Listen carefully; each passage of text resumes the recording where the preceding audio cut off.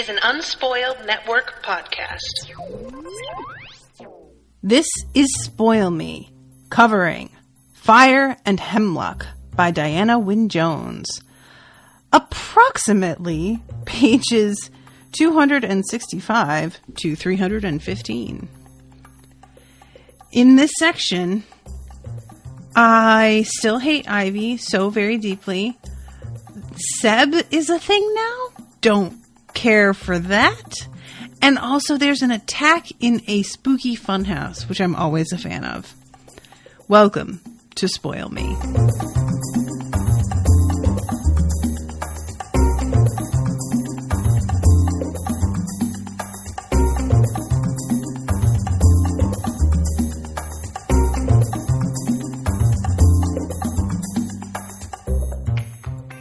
Hey everybody, welcome to the show. I'm Natasha, and this episode is brought to you by Patricia Bing Grant. So thank you again, Patricia, for commissioning this entire book practically at this point. Oh, she's saying that she made a mistake when she booked this. I'm sorry, I thought I was scheduling for 6 Central. My apologies. Yeah, I guess I've been having a lot of weird issues lately. With things not converting properly. Apparently something I scheduled for today showed up on Facebook as being scheduled for October 2nd at a totally different time than what I chose. Events online are not foolproof. Let's just say that.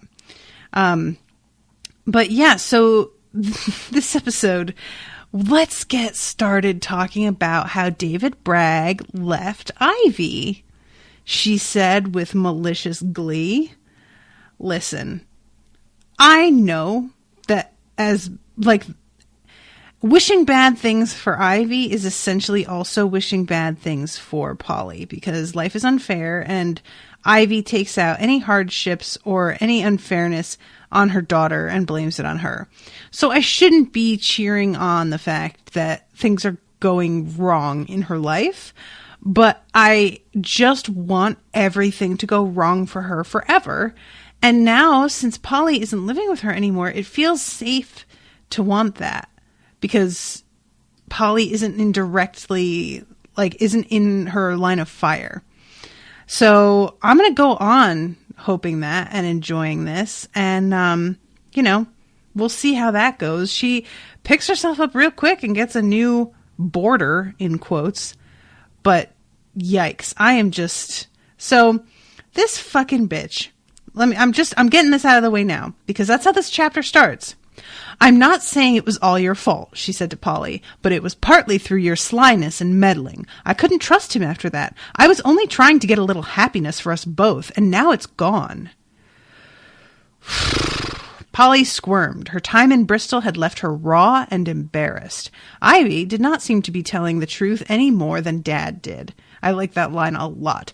This is something that you grow up and you start to realize that, people can both, when one person tells you some shit about another person, just because you don't like that first person doesn't mean that they're wrong about the second person, and vice versa, and that there's always a lot of nuance and a little bit of truth to everything, and people can be telling the truth in a lot of ways, and by doing so, fool you into thinking that they tell the truth always, which is kind of what I feel like Ivy did for the beginning of Polly's life.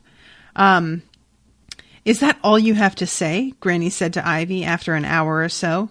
"Well, she can come back now," said Ivy. "She's not coming," said Granny. "She's my daughter," said Ivy. "And you sent her off without making sure she had anywhere to go," Granny said. "But not once have you mentioned that this afternoon. You haven't even asked how she got back here to me. She stays here, Ivy. That's my final word." Granny was altogether warlike that summer. She was determined that Polly should be legally allowed to live with her, and that there should be money for her for keep from both Reg and Ivy. She sailed out like a small, upright army of one to do battle with offices and banks and solicitors. She got her way, too.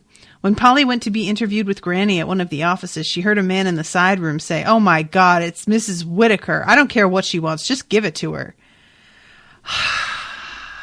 God bless Grandma. Oh, Granny, thank you. She really is reminding me of Owen's grandparents, who swooped in and took him away from terrible garbage parents. And they went out of their way to make sure that they did absolutely everything they could to encourage and support him, because they knew that his actual parents never did that and never would.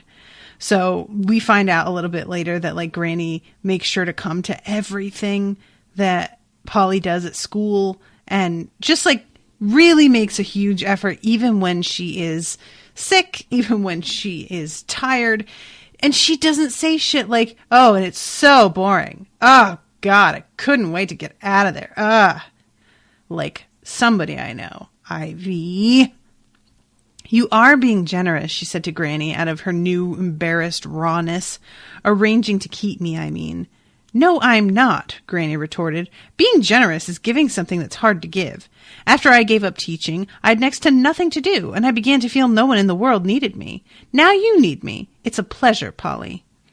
Thanks.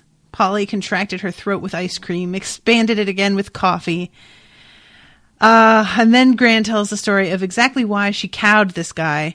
And it turns out that she just sat there in his office and told him she wasn't leaving till she got what she wanted. And she stayed until 2 hours after she sat down. 2.5 hours. She says he was a tough one. Most of them only last 20 minutes, which is amazing. So this whole thing is so weird because Seb comes in at this moment. Guys, I don't know what to do with the fact that Seb is into Polly. I don't know what to do with any of this. It's so uncomfortable. Oh, God. Oh, I just hate it. I think what I hate about it is mostly the fact that it's so one-sided. Like, Polly is going along with it, it feels like, mostly because she just doesn't know what else to do. Like, he has been so forceful and so persistent, and it seems like she's got a little curiosity about it, but not enthusiasm. And so this is the first time that he really approaches her, and he talks to her like her grandmother isn't even there at first. So Granny has to like introduce herself to remind him how to be a person. And Granny says, talk about photographs. I see you're carrying a camera. He talked of shutter speeds and lenses, types of camera and kinds of film, of lighting, developing, and printing. It was his latest passion. Polly was bored stiff, even through her alarm. And this is where the realness gets so real. I don't know if Polly is prepared for just how much dating is going to be exactly like this. Ladies who have gotten up into later years when they are more self-possessed and understand men a little bit more, understand themselves a little bit more. I feel like I got into really serious monogamous relationships really early in life. And I'm in some ways sad that I didn't get to date more than I did before I settled, but also a little glad because I see my friends dealing with some shit that is, I couldn't do it. I just don't know what I would do. I would have no men in my life whatsoever because I would just not have the fucking patience. And a guy sitting down, not knowing what to say to you to relate to you, not knowing anything about you, and deciding to just give you a lecture about something that he is interested in is what seems to be what masquerades as dating at the moment. Like, I say at the moment as if that's not exactly how it's been forever. But seriously, what is it about dudes who love to just sit down and tell you, like, they do in person with somebody they are allegedly interested in what I am doing right now on camera as a show. They just don't give a shit what you have to say. They don't want your feedback. If you give any feedback, they try and like one-up you. If you've noticed that, this is not exactly like relevant to what we're doing right now, but seriously, what's up with the one-upping? You can't say shit to a guy without him being like, oh yeah, I've done that and such, and I had it even better, and blah, blah, blah. And it's like, okay, so I guess I should never have brought it up then because my experience is irrelevant in the face of your genius. Anyway, Abby says, this is why I mostly date women. Honestly, Abby, if it weren't for Owen and having found him the little gem that he is, I would be so upset that I was heterosexual at this point. Like, there just doesn't seem to be any fairness in it. The fact that we don't get to choose our sexuality is endlessly frustrating to me. Like, cause yeah, it would, I regret to inform you all that I am still attracted to men. So Polly, he keeps talking to her and takes pictures of her and of her grandmother and says that he's going to, bring them to her when he's printed them out because now she lives so close by. And this is when Granny tells her the poor boy's smitten pink over you. And Polly says she doesn't believe it.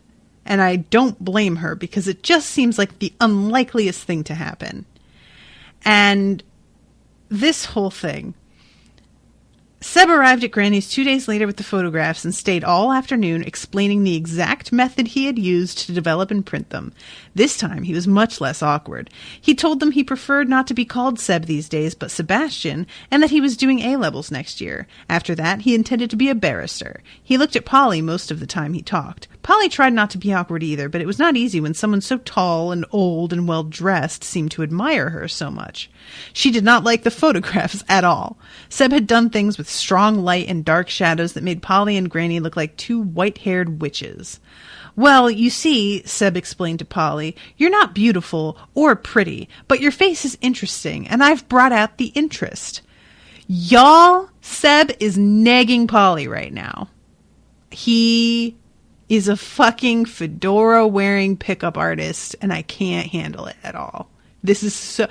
Do you know, this shit like this is what I love about this book, is that if this were an ordinary YA book, Seb would not be this dude. Seb would be a charming, well-mannered, kind guy who stuck up for Polly, was super interested and caring. He would be like the model. But no. Wynne Jones wrote a real fucking dude, and it's awful. Oh my God. Let's see. So Granny's annoyed, understandably, that he says that shit. And says when he's noticed there are other people in the world besides himself, there might be no harm in Master Sebastian. But I'm prejudiced. He comes from that house. Seb came round rather often after that. He lived so near. It was, Polly felt, almost the only drawback that summer to living with Granny. Granny was marvelous. She had only two faults as far as Polly knew. The first one was surprising. Granny was scared of small animals. So there's this whole thing about her climbing on a chair to avoid a dead mouse. And then the other thing is that she is superstitious. It was because of Granny's superstition that Polly went on wearing the little opal pendant, although she knew Mr. Leroy had found out a way to get around it. Granny became so alarmed the one time Polly took it off that Polly humored her and put it on again. There was no arguing with Granny about such things. She had superstition written all through her like the words in Seaside Rock. I do not know what that means, the words in Seaside Rock. Do y'all know what that means? I'm very curious about that. And then it follows up with the pendant did not even seem to be able to keep Seb away. By the end of the summer, Polly was not scared of him any longer, but she was quite bored. Oh my God, it's just so real. It's so real. I can't emphasize enough how fucking great this is. I love it so much. Okay, so he's in the middle of telling her about how he's stopped smoking cigarettes when he just decides to grab her and kiss her, and she just lets him because she's sort of like, well, he seems to be having a good time. Oh, Jesus Mary. I'll send him packing if you like, Granny said when Polly came in pretending nothing happened. I didn't before because I thought he might cheer you up. I'm quite cheerful, Polly protested. She was ashamed that Granny should offer to manage Seb for her. But Granny was right about her not being cheerful. The time in Bristol seemed to have bitten deep, and it took her a long time to get over it. She found it hard to concentrate on anything, even when she was back at school that autumn. Yeah, you think? God damn, it bit deep. Of course it did. I just read about it and it bit deep. Jesus Christ, the poor girl. Like, yeah, you've got somebody on the sidelines who's able to step in and save you, but, like, you know forever that both of your parents are trash. How do you move on from that? Like, that's a really tough thing to live knowing. So then we have a little thing about Nina and how she's really getting into protesting and whatnot. And this leads Polly to think that when Nina says that she's going over to the town hall, that it's going to be because of that. But she's like, hey, dum-dum, we made a date to meet Leslie there because he said he was coming to Wilton. And both of them did not expect him to be there. I shouldn't say both of them, all three of them, because Fiona's there also. And this thing is so funny. So Leslie is there on a scholarship because he plays, what does he play again? The flute? He plays something really surprisingly well. And he's a little bit of a rebel. He has an earring when he's not supposed to and just generally like kind of bends the rules a little bit. And also it turns out that he's an enormous flirt and tries and hooks up with everybody. So, yeah. He's like a likable guy, but, you know, not really a loyal guy. And I think he even like kisses Polly at one point because like, I don't know that Polly has any sort of feeling that she's monogamous with Seb. I don't think that's part of the story for them right now. And then Leslie says to Polly, did you know you were famous in our school? Everyone says our head boy's in love with you. Leroy, know him? He's got a photo of you up in his study. I've seen it. It's awful, but it's you, definite. Can I say I know you? It'll do me no end of good with the crowd. How bizarre is that, right? She's like a celebrity in this school because of a horrible photo that he took of her, this guy that she really could not care less about. And then she gets a tape. It's actually a couple of tapes. Bach, Beethoven, and Brahms. And it's with a note from Tan Thayer, alias Ed. This moment, Tom thought you might like these. He says throw them away if you don't. We gather he didn't kill you that eventful night, or someone would have tried to sue him by now. Our show is still on the road, just about. Anne and Sam send love. Which is really like Anne and Sam send love, not Tom. Anne and Sam, which leads us to something that happens a little bit later. Polly borrowed Fiona's radio cassette player and listened to the tapes. She got so addicted to them that Granny promised her a cassette player for Christmas, and Mr. Leroy did nothing. Polly relaxed, and then relaxed further from a tension she had not known she had. Suddenly she could concentrate again. A week after the tapes arrived, she got out her map and the story called Tales of Nowhere for the first time in months and began to compose a long, careful narrative. I love this section. The story got huge. Small extra stories sprouted off it everywhere, giving detailed histories of every character who appeared, which that's totally valid. Hero herself became a king's daughter who had to run away from home because of the machinations of her beautiful but evil girl cousin. Tan Cool found her wandering in disguise and made her his assistant. And then there's this point where, oh God, I forgot. I was about to talk about the bandaging his back, but that is not quite yet. Seb was one of the interruptions. Polly was continually trying to get rid of Seb, or at least evade him grabbing and kissing her. She was ashamed to ask Granny to help, but each time she tried, Seb got so upset, so humble and miserable, that Polly got soft-hearted and did not send Seb packing after all. I don't know how Nina does it, she sighed more than once to Fiona. Nina was always sending people packing, except perhaps Leslie. Yeah, here it is. Leslie kissed Polly too.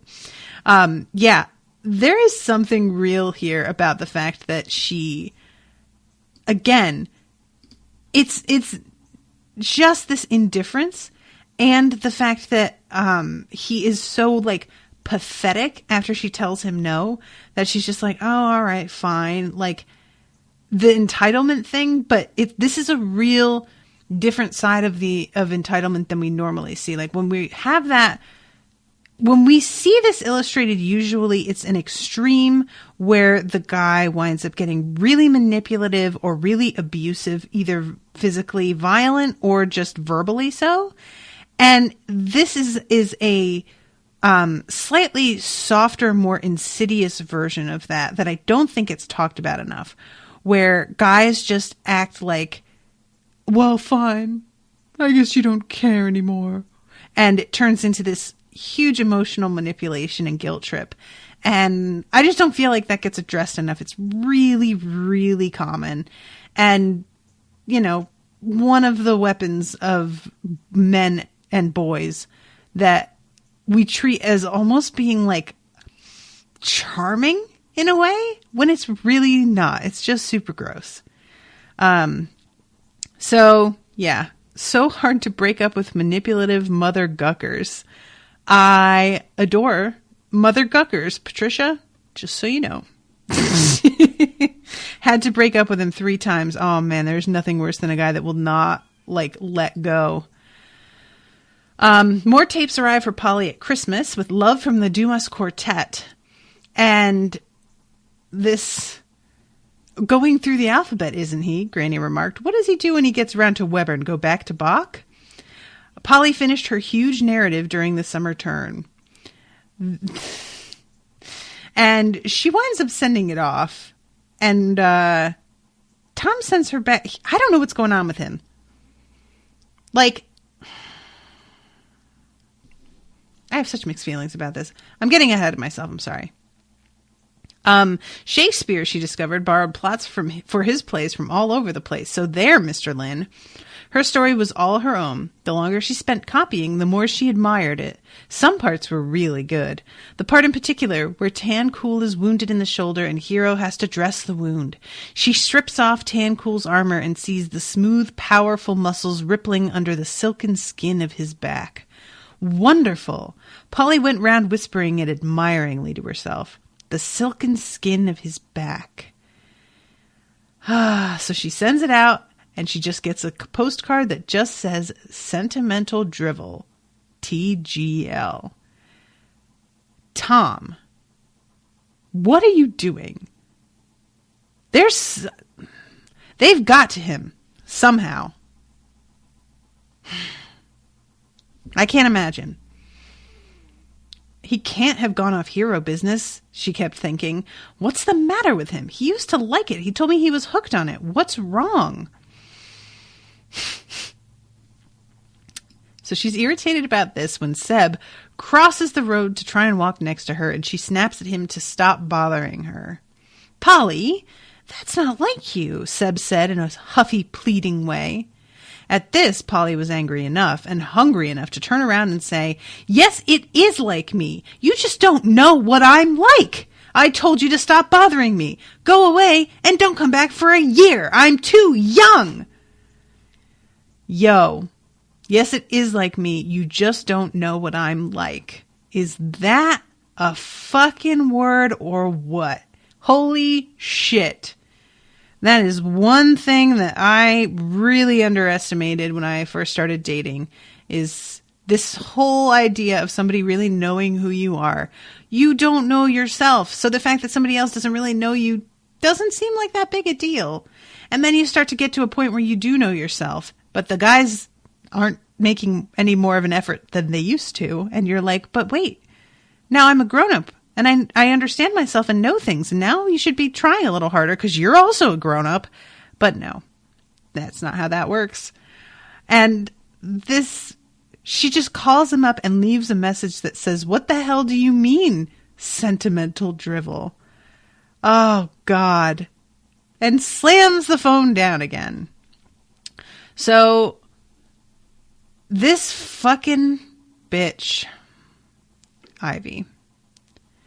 She had had a couple of girls before that and had not got on with them. Lodgers. Oh, really? She didn't? I'm shocked. This bitch can't even get along with her own daughter. Kenneth, she wanted Polly to know, was different. It's quite platonic, she said, but I feel so peaceful now. I think I may have got my hands on a little happiness at last.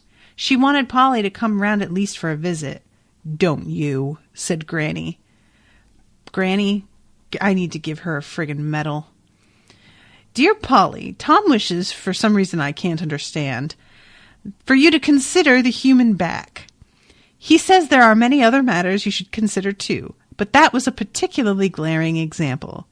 He invites you, he says, to walk along a beach this summer and watch the male citizens there sunning themselves.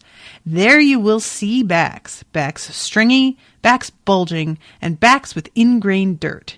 You will find, he says, yellow skin, blackheads, pimples, enlarged pores, and tufts of hair. This is making me ill, but Tom says go on. Peeling sunburns, warts, boils, moles, and midge bites, and floppy rolls of skin. Even a back without these blemishes, he claims, seldom or never ripples, unless with goose flesh. In fact, he defies you to find an inch of silk or a single powerful muscle in any 100 yards of average sunbathers. I hope you know what this is all about, because I don't. I think you could stay away from the seaside if you can. Yours ever, Sam. Listen, I get Tom's point, but he must just have hung out with some nasty dudes, because that's not totally out of the question. I don't disagree with his assessment entirely, but he's being a little hard on her. So this makes her so irritated that she decides that she's going to go and visit her mom just to, have something to do. And she thinks to herself, poor Ivy, she did so deserve a little happiness. To which I ask, why? Why does she deserve happiness? What about her? But this is her daughter thinking this, because she thinks the best of people, and her mom especially, even though she doesn't deserve a bit of it. So, good heavens, said Ivy, opening the door. I never expected your grandmother to let you near here. Well, come in now you've come. It was not very welcoming, but Polly went in and followed Ivy to the kitchen. The new lodger was sitting at the table over the same sort of substantial breakfast that Ivy used to give David.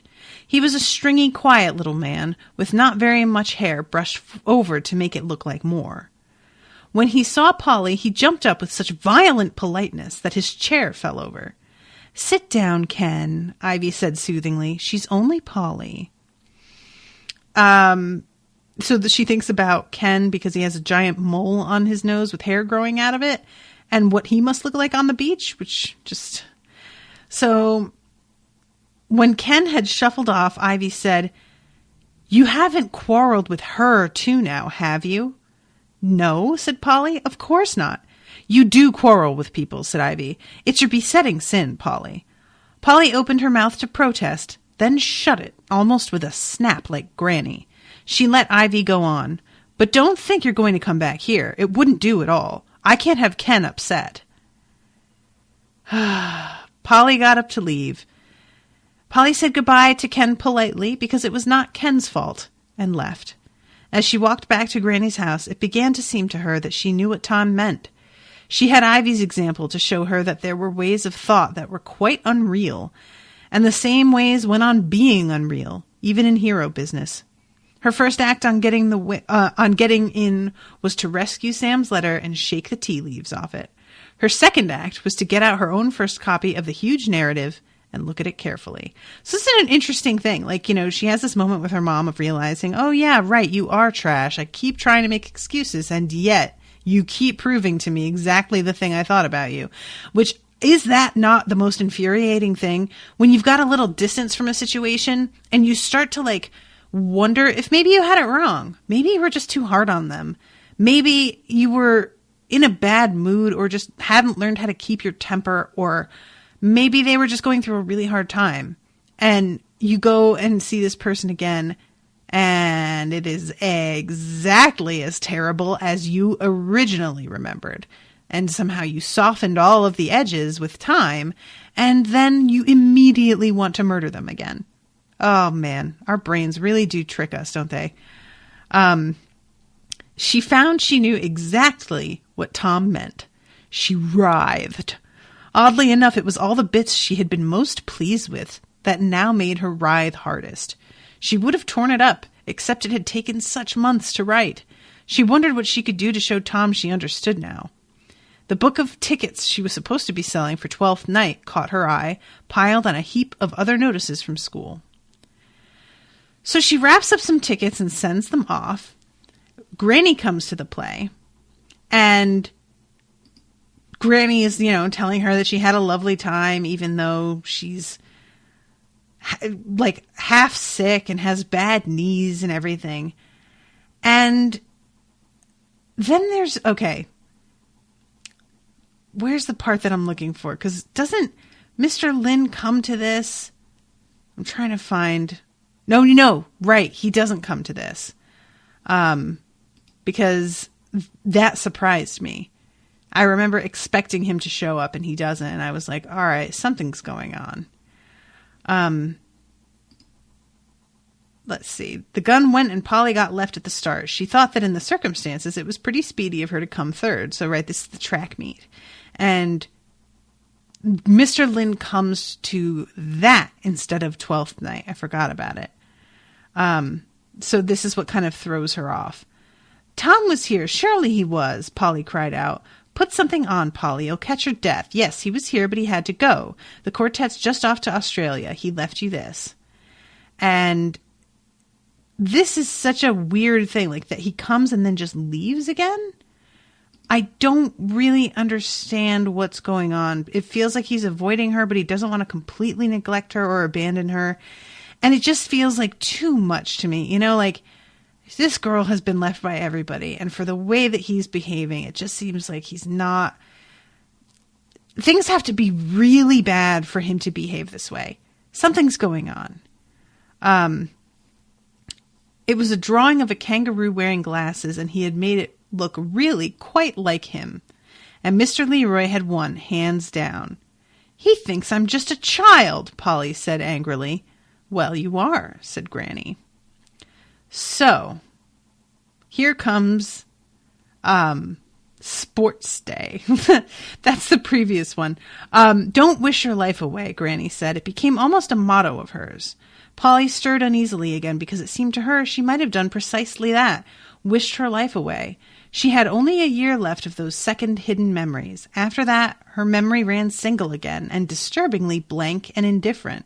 So here comes the part where we come back to her in the present and hear how she's trying to put things together and that there are all these blank spaces. No, Patricia's saying, well, the last time they were together, they did get chased by a monster. That's true. You're not wrong. And then it does happen again, which seems super unfair. For instance, the memory she had thought was her real one told her that she had met Seb for the first time at that party of Fiona's 2 years ago. The hidden memory insisted that was nonsense. She had known Seb since she was 10. And he had turned up again the summer after Sports Day, quite soon after she had told him to leave her alone. I don't think you were angry with me. I think it was about something else, Seb said, standing on Granny's doorstep with a box of chocolates. There was enough truth in that to make Polly soft-hearted again. I like that. There was enough truth. It wasn't exactly true. But, all right, close enough. Come on in. And the single memories did not contain Leslie at all. Polly was astonished that she could have forgotten someone like Leslie. Leslie was a well-known figure all over Middleton. Wilton College did not seem to be able to contain him like it contained its other boys. Leslie was always out and about, as furiously in pursuit of girls as Nina was of boys. Naturally, he and Nina came on a collision course fairly often, but Polly saw a fair amount of Leslie too. So did Fiona, although she got tired of him quite soon. She said she had other fish to fry and a lot of leeway to make up on Nina, which was fair enough since Fiona was now rather better looking than Kirsty Jefferson, and she said Leslie was flimsy. She called him Sexy Leslie and Georgie Porgy, and she said it was a wonder Wilton didn't expel him. Polly thought it was a wonder, too. He was almost never in the place. Granny said it must be because Leslie was so good at playing the flute. She said the school would want to keep him for that. That, or he had the devil's own luck and cunning. And then there's a concert where she goes and hears him play the flute, and he's, like, unbelievable. And I just really want to know if Leslie's real. Because that's where I'm at now with this stuff. Like, she has fake 2 sets of memories. Are they all real? Are they really? Like, I don't know what's happening. And Laurel is there also at the concert. And this is the first time she's seen her in ages, and Polly realizes for the first time just how stunningly beautiful Laurel is. She calls her staggering. She looked young and slender, too. She could have been the same age as Nina. And this is just such a weird thing that she doesn't really understand how beautiful this woman is until she's older. Like, it makes sense, but it's sort of funny to me. And I think that at one point, Tom says something to Polly about how Laurel sent him to Wilton. And I'm realizing now that, like, Laurel, didn't he say that was his ex-wife? Is fucking Laurel like an immortal or something? What's going on with Laurel? Something's up here. Is she a fucking vampire? What's happening? What's happening? Something. How? It was Leslie that was his ex, right? Something's going on here. Okay. Patricia says yes. Yeah, so it's weird to me that Polly didn't pick up on that. Because you don't get sponsored to go to a, like, high school by a person who's the same age as you. So she's got to be older than him. But right now, Polly's looking at this woman thinking she could be the same age as Nina, who's like all of 16 years old at this point. That's bananas. Something's going on. So Seb. From then on, every time Polly saw him, Seb seemed to make some remark or other about Mr. Lynn. He always referred to him as Old Tom in a disparaging way, and made it clear he himself thought Mr. Lynn was not up to much. But he did let fall, all the same, continuous little drops of information. Polly was thirsty for them. No letter had ever come to her from Australia. Seb was her only source of information, and she drank the drops up greedily. Of course, he was always hanging around the house when I came to stay as a kid, Seb said, and he was quite nice to me. I suppose he was bored, so I mustn't get at him. He gave me quite a good camera once. Another time, Seb told Polly, I remember the row there was when old Tom decided to take the cello up professional. Laurel and he split up over it. Of course, everyone agreed with Laurel. Thundering away on that stupid great fiddle for money, everyone said. You don't need the money. And he said in that daft way of his, it's not for the money, and stuck to it. My father says old Tom always was as obstinate as 6 mules tied head to tail. Most of the things Seb told Polly, however, were more recent than this. Polly vividly remembered the fine spring day when Seb remarked to Polly that old Tom had been flat broke at the time of the funeral and heavily in debt when he had to give the pictures back. Trust him to make a mistake like that, said Seb. There can't be many people who'd walk off with a Picasso by accident. Whoops, Polly. So let's see. Then what happens next? There's so many things that go on in this section. This thing, she decides that when she overheard Mr. Lynn and Mr. Leroy talking when she was in the house, that somehow she had tuned into it. So that's kind of what I was thinking also, that they weren't actually there. There's something about that house that allowed her to hear them as if they were there. Granny notices the photograph of the young boy and says, he looks to have been a nice lad. I'll give him that at least. Give who that, said Polly. You're Mr. Lynn, of course, said Granny. I thought that's why you had it. No, I had it from superstition, Polly said. She could not believe Granny was right. People changed as they grew old, that was true, but the difference between Mr. Lynn and the boy in the photograph was more than that. Polly thought of the photos she knew. Granny as a girl, Dad as a boy. Granny as a girl had a recognizable bright snap to her face, and Dad, now Polly knew what he was like, had even in those days the gleaming, shifty smile she had seen in Bristol. The boy in the photograph did not have the same look as Mr. Lynn at all. It was as if he were growing up in a different direction, a careless, light-hearted direction, into someone more like Leslie Piper. So this was something I had brought up that, I would have thought that the photo that she got drawn to was of Mr. Lynn, but I just didn't see that she wouldn't recognize him in the photo. And finally, she takes a pair of paper glasses that she cuts out and puts them over his face to give a more approximation of what he looks like now. And this confirms basically that that's exactly who this is. And she then says to herself, "Oh heavens, however young did they get him?"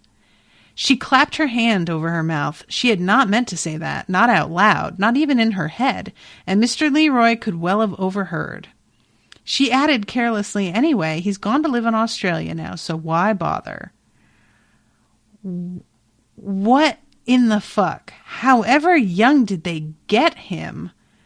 What does that mean? You guys, this is one of those things that like is so wildly out of the realm of what I'm familiar with that I can't even formulate a theory. I have no idea what that means. Like, I don't feel like he's part of whatever weird little coven they've got going on because he's aging and apparently Laurel isn't. Seb is aging as well though. So what's the deal? Is Seb even really their kid? Like, I don't know. Yeah, I just, like, I get him for what? Like, I'm thinking, like, his music, but, like, nobody wanted him to study the music, so that's not it. Because, you know, for example, the Dresden Files, if a human being has an amazing talent for something like music, sometimes they'll get captured because the fairies want them for themselves. But that's not part of what they were interested in, and she sponsored him to go to Wilton. So it feels like she was like had a vested interest in his future. But now they don't want anything to do with him. Like when he was at the funeral, they all told him he shouldn't be there. I just don't know. Anyway, so she was left with a strong feeling about Mr. Lynn that seemed to be foreboding. Soon after her birthday, she got a letter from Anne. "Dear Polly, we're back and there's something we want to show you. Tom says there's a pub called the Mile and a Half out on the London Road where we could have lunch and then perhaps go to an outing of some kind. Next Saturday would suit us about 12:30. Don't bother to let us know unless you can't make it. If you can't, we'll try again. Best wishes, Anne. P.S. Ed says bring a friend of yours for him. He loves blind dates," which I'm just like, again, the age difference. What's happening? And I want to think he's joking, but Polly takes it seriously and invites Fiona, who just winds up getting sick right at the last moment and can't come. But like, how weird would that be? And she tries on all these clothes before going, which is not like what she used to be like when she would go and see Mr. Lynn. And finally, Granny has to be like, "How about a pair of fucking jeans?" And she's like, "Yeah, you're right. You know what?" So Leslie had once said she looked almost Swedish with her hair. Did she? She was quite tall, but not willowy, not any longer. She had become rather plump lately, and even if she went without food from now till Saturday, there was not time for it to show.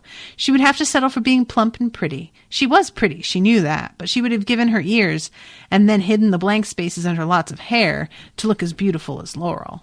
So, again, this is interesting because we don't ever really hear Polly considering how she looks too much in any previous chapters, except in the very first one in comparison to Nina. And that's really the only time. I mean, for God's sake, she's so inattentive to what she looks like that she lets her hair become 3 matted giant dreadlocks. So this is definitely a new development. So then chapter 6... The Mile and a Half was right on the edge of Middleton. Sorry, I'm just seeing these chat questions. So many good questions. Mr. Leroy told him to come back into the fold. I guess he has recently. But it was at the funeral that he told him, like, basically, "I'm surprised you showed your face," or something like that. So things are, like, fluctuating for some reason. So at the bar or pub, they're sitting outside and Leslie is there with them all. And they have, this is I feel so bad about this. Mary Fields is here, first of all, which I'm not a huge fan of, as we know. By the time Polly was settled with a glass of fruit juice, 2 pork pies, a cheese roll, crisps, pickled onions, and a cherry on a stick, she was feeling really happy. Really, she was, she told herself. Tom had done nothing but smile briefly from beside Mary Fields. So everybody else gets up and gives her a hug. Everybody else in the note last time was like sending love, except Tom. Something's up. Like, yeah, when they've hung out, things have turned into giant monsters, but that's not the case when they just like write notes to each other. So what's the deal? So they've been asked to make a record. So that's the first thing that they're celebrating. And the second thing is that Anne has written a book called Tales from Nowhere.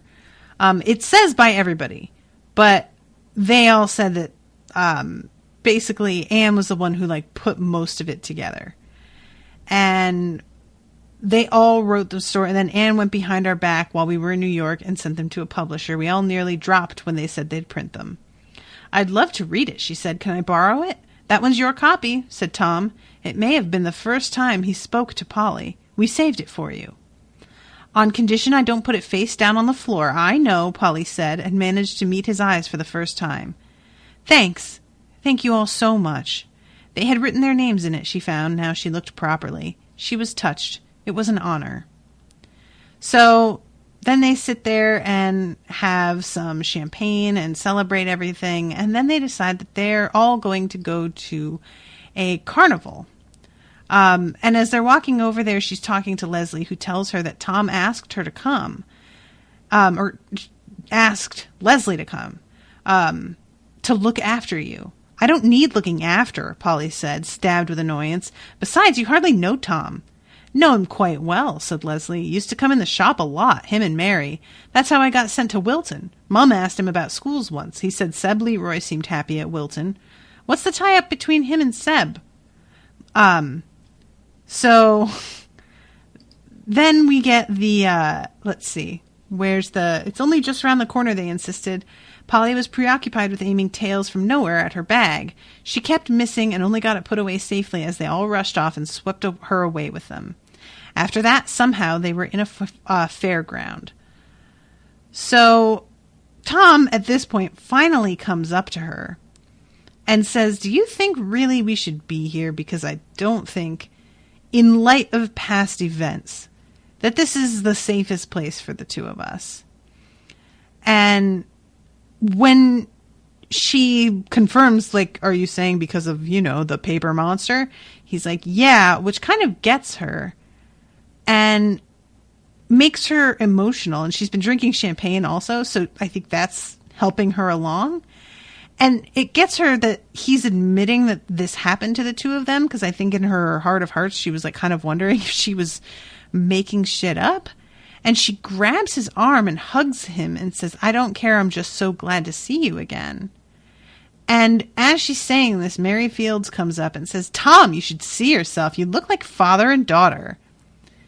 And Tom extricates himself from Polly's grasp as if what Mary said bothered him.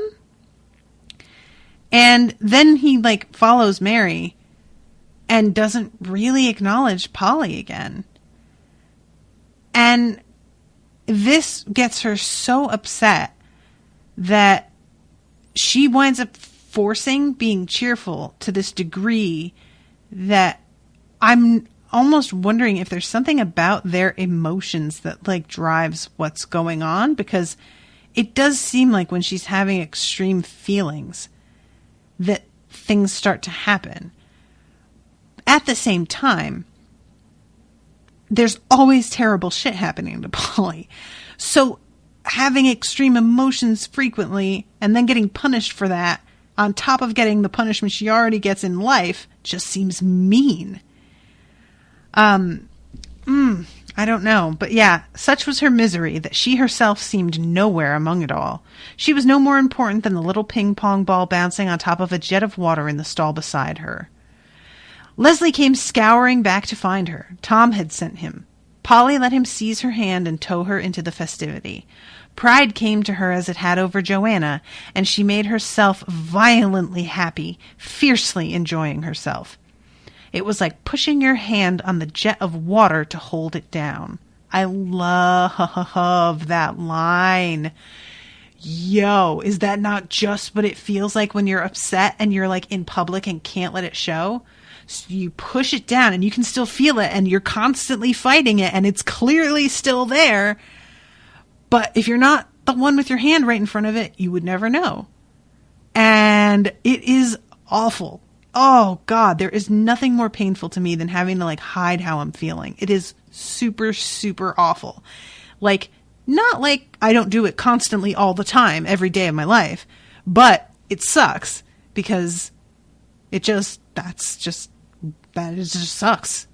Oh, I love that line so much. I just like, I highlighted it and I wanted to underline it and everything. So they all do bumper cars, which Seb doesn't want to do. Then he wants to go to the Tunnel of Love, and that's not Seb. Leslie is the one that wants to go to Tunnel of Love with her, and Tom says no.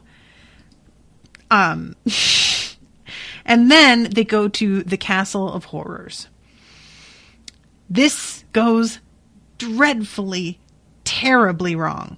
So her and Tom get sort of left behind. Everybody's starting to like go a little further ahead, going a little bit faster. And finally, Tom like comes out beside her and it's like, oh, thank God. I thought I had lost everyone. And they're in the middle of talking. And this moment, all the better to drive you mad with terror with, said Polly. They put me in here as a hallucination. Tom gave his yelp of laughter. Not very convincing, are you? Spit, said Polly. Round one to you. They walked along the hollow boards under the clutching arms of two more ghosts. Polly thought Tom had run her into silence again, but the jet of misery seemed to be dying down. Then he said, Leslie seems quite happy. How's he really doing at Wilton? Hint, Polly thought. Leslie's are for Polly's. What does that mean? Does she mean that he doesn't want her with Seb and so he's putting Leslie in her way on purpose? Is that her suspicion here? I'm not entirely that... hint, Leslie's are for Polly's. It's such a bald phrase that I'm not entirely sure what it means. Here it is. I hated the place when Laurel sent me there. My parents had died and we'd nothing. I was in council care when Laurel almost adopted me. I know how Leslie felt. What? Again? Suits of armors are coming at them from all directions, but they're having this conversation, not really paying attention, and all of a sudden, one of them comes after Polly a little too hard.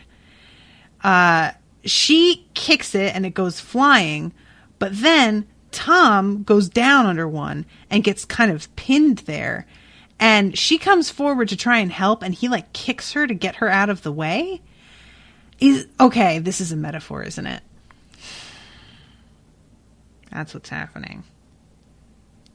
Oh my God. I'm just realizing this right now. There's something supernatural attacking him. She tries to get closer to help him. He's afraid for her and kicks her away and leaves bruises. Like he does it so hard because he's worried that he leaves bruises. It's a metaphor for how he's treating her right now. Like the whole thing. Oh, I'm such a dumb. I can't believe I didn't see this. So she managed to grab his glasses so they don't get smashed and helps to lift up like the portcullis thing. And he has been pierced by the metal spikes.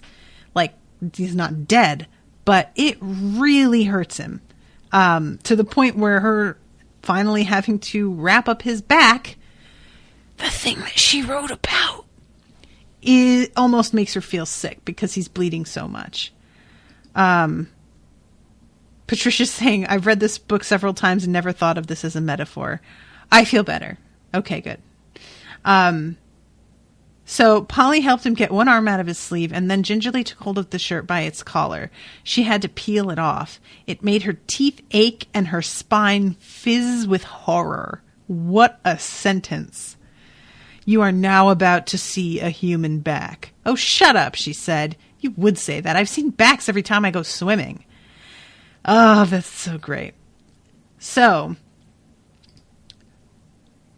where is it? Oh, he says, Brown and you've got muscles, Polly said. I don't know what to do. People's feet appeared, trampling round them in the grass. Ed said, hell's bells, that's what the noise was. Anne threw herself down on her knees beside Polly, demanding to know what had happened. Sam took hold of Polly's elbow and pulled her to her feet. Are you all right? What happened? It was, Polly began, but Tom interrupted her. From playing the cello in Australia, he said. That's all. What's he on about? Said Ed. Nothing, Polly said. There was a portcullis and it fell on him. Leroy again, said Anne. Polly, can you run and find Mary? She used to be a nurse. I don't know enough to touch this. Yo, what? From playing the cello in Australia? Why did he say that? Why did he say that? What does that even have to do with anything? And then Anne says Leroy again. Like they know about Leroy. They know something. What? Oh, the muscles. The muscles from playing cello in Australia. I see. Sorry, guys. Abby's in the chat. She just wrote the muscles, and I was like, what? And then I realized what she was saying. So he's like a little behind, basically, the conversation. Like she asked that a minute ago, and now he's saying it from playing cello. Okay, gotcha. I was like, did this injury is from playing? Like, why is he? Okay, got it. But yeah, back to Anne. So Anne, they all know about Leroy. What in the fuck is with this whole situation? How do they know? How does Granny know? Why don't they just tell her also? Maybe they don't know much more than she does. I don't know. Mr. Leroy and Seb were just beyond the gap. Polly saw them both in profile, yelling at one another, and backed hastily out of sight. Do it this way! There's a much better way! Seb almost screamed. His voice cracked as badly as Tom's. And Mr. Leroy bellowed, To save our skins, that's why! What does that mean? So she goes running back, and Mary sees her and is like, holy shit, where did all that blood come from? And she's like, it's Tom's, not mine. Please come quickly. And I like this part. Mary put a firm arm around her. Easy now, she said. Show me where. It'll be all right. That was the thing about Mary. She was nice, even though she and Polly did not like one another. I really wonder about this because we only have Polly's word that Mary doesn't like her or that she's being snarky with some of the things she said. And without Polly coloring our perspective, the sentences that she has said have been innocuous enough that you could take them as just being, you know, conversation or goodwill or whatever. And it seems like that's not how, like, obviously it's not how Polly takes, but I'm not entirely sure if she's reliable here or if it's just that here comes an adult in her life that she likes and they are getting involved in a relationship, which has always spelled doom for the relationships with adults in the past, which might be part of it. They were slower getting there than Polly wanted to be. Her leg and side quite suddenly began to hurt appallingly where Tom had kicked her. Mary helped her limp back through the part of the fair again where they arrived too late to be of use. An ambulance with its blue light flashing on top was already backed up onto the grassy lane. Polly gathered that Leslie was the one who had called the ambulance. Tom was now swearing steadily, which I can't, like, there's something I picture Tom as being so retiring that the fact that he's swearing is just so funny. His face looked odd. Polly remembered she had his glasses in her pocket, and she limped over and gave them to him. He put them on as he was, still crouched over the grass, and went on swearing. His face looked just as odd with his glasses on. It had gone a strange color, which was not white as Polly might have expected, muddier than that, and it went stranger as the ambulance men helped him to his feet. Up you come now, sir. Can you manage to walk up the ramp? Now, I'm curious, like, is this just a throwaway thing about him looking like he's sick? Or is there something about Tom that makes him, like, not really a person? Is he not totally human? I'm dying to know. So they talk about canceling the recording, and he says absolutely fucking not. And then as he's getting in and says that, Leslie tries to be like, oh, well, he's kind of bossy, and Mary winds up yelling at him. And she keeps insisting that they need to sue the fairground. And Anne finally says, we'll try, but I'm willing to bet you there'll be no evidence to go on. Polly understood what Anne meant when she looked around to find the place where she had forced a way out of the Castle of Horrors and saw only a smooth painted plywood wall with no sign even of a loose panel. What? I just can't. Like, I have no fucking idea what's going on, you guys. And normally that kind of thing irritates the shit out of me and just makes me go, oh, you know what? Screw this if you're not going to tell me anything. But she's made the subplot so compelling that I still want to know. So, yeah, I'm just dying here. So let me see. Oh, fuck. I closed my Kindle. I always do that. And then it takes 20 minutes to reopen. But yeah, do you guys have any questions for me? I'm all over time just a tad here, but I want to make sure that I answer anything that you ask. Do you like the chapter headings? Do you know what, Abby? I don't think I've even paid the slightest bit of attention to them. I guess I should go back and do that, huh? Jesus. Because I know exactly what you're talking about. When you point it out, I'm like, oh yeah, but I don't remember a single solitary one. I need to go back and look at that, I guess. Damn. Patricia says, I want more wild speculations. Like, all right, here's my wild speculation. Laurel is a vampire. Mr. Leroy is her, like, what do you call it? The guy who eats bugs. And Seb is their half-human love child. And she adopted Mr. Lynn and wanted to turn him into a vampire, but he wouldn't. And now he's not, like, really welcome, but they kind of want him back to turn him into one still. And Polly's a vampire slayer. And that's why they don't like her and want to keep him away from her. How's that? That's going to be what I go with. Makes as much sense as anything at this point. Mr. Lynn's a ghoul. Yeah, I don't know. I don't know why she would have, like, these, like, two sets of memories either. Yeah, I don't know. Oh boy, I can't wait to read more. I read these pages, like, last weekend.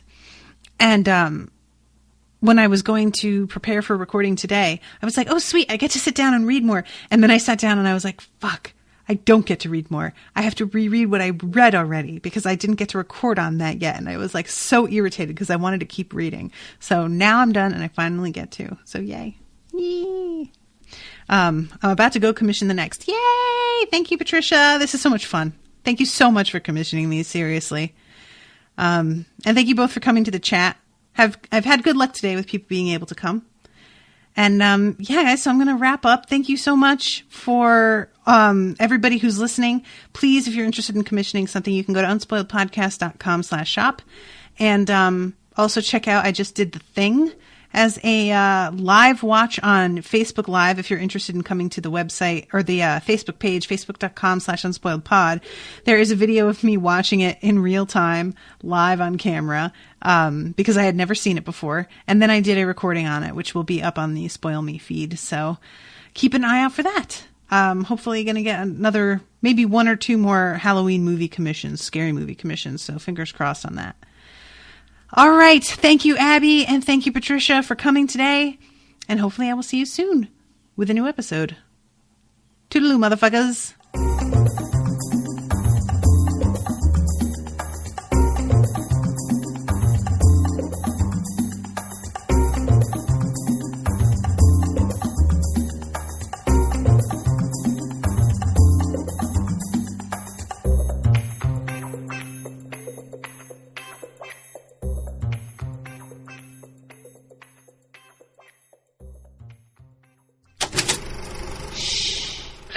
an Unspoiled Network podcast.